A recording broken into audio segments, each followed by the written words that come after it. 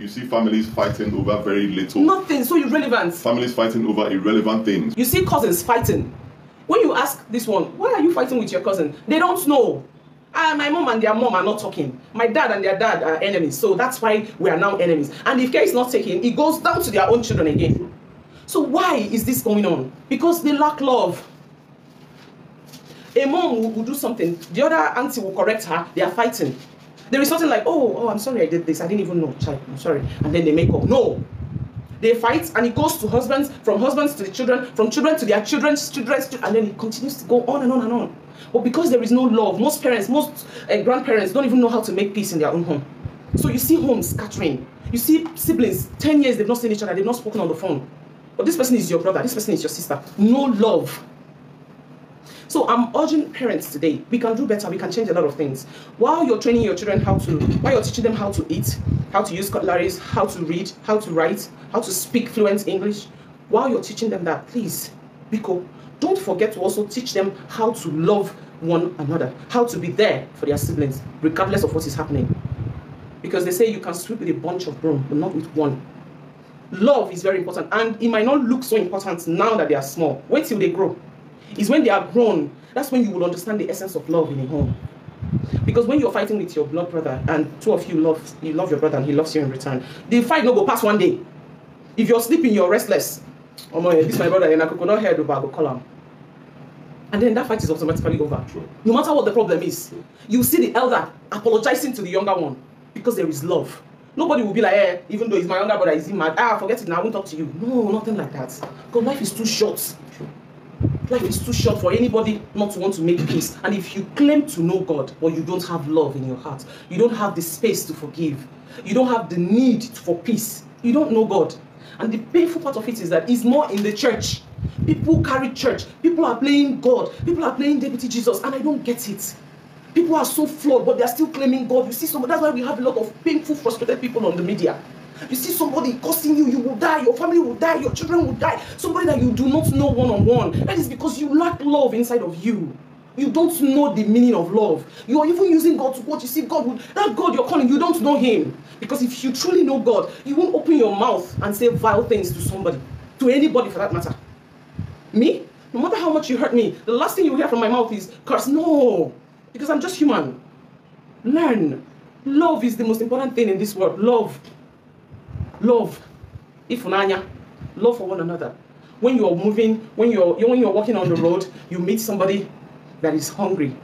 If you have God in you, if you have love inside your heart, the next thing, your biggest instinct will be to feed this person. Unless you don't have it.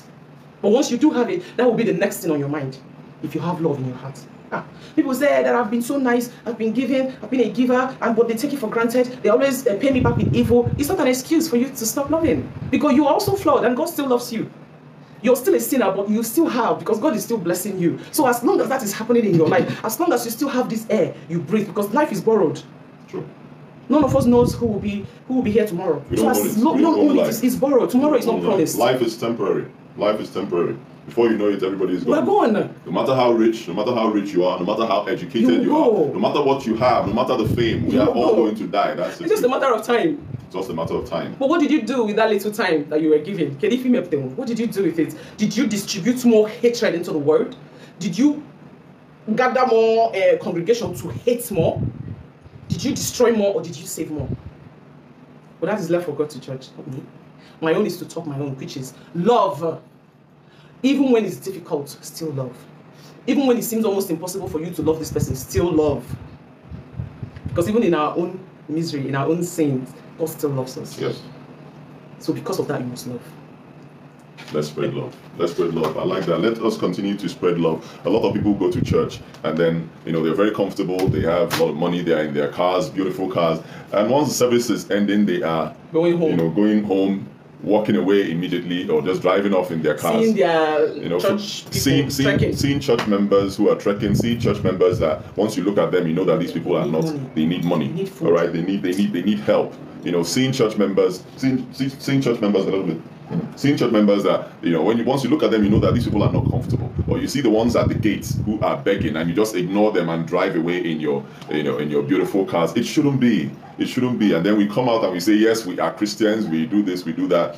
Let's always remember to give a helping hand to others. Let's always remember to support other people. Let's show love. Okay, most times the church, I'm not saying don't contribute money to the church. Of course, the church needs money. But most times the church that you are giving so much money to, they already have a lot of money. They already have people who are just going to need help much them. more. You know, they already have so much. What about that person that's beside you? And sometimes those ones who sit at the back.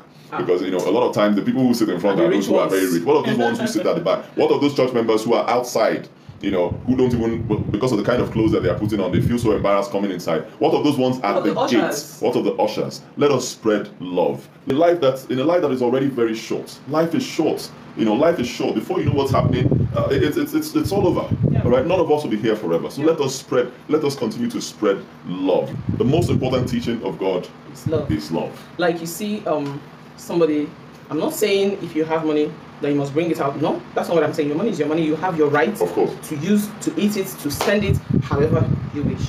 But what I'm saying is, how do you have billions in your bank account and your neighbors, people around you are suffering and you're okay? In fact, I feel like the world is the way it is today because people lack love.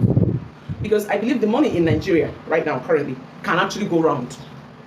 But because if they one or two persons' accounts and they're not ready to release it, so because of that, people are dying of hunger. People can't even afford bread. They say Indomie generation cannot afford Indomie again. It's painful. And all these things, it can only happen because we do not have love. You hear something about somebody on social media, and then your next instinct is, "Hi, make I go give this person," because a blogger was busy gingering hatred on net, telling people, "Yeah, go and give this person, go and mass post this person," and you, child of God, want to. It feels like I'll go do amo. I'll show these people the stuff I am made of. And the next thing we know, wow, you're on the person's page. Whether you know this person or not, whether you can verify what you heard or not, the next thing is bus. You're cursing, you're insulting, the person will not do you anything, the person that you do not know, you're cursing, constantly cursing. You lack love. You lack love inside your heart.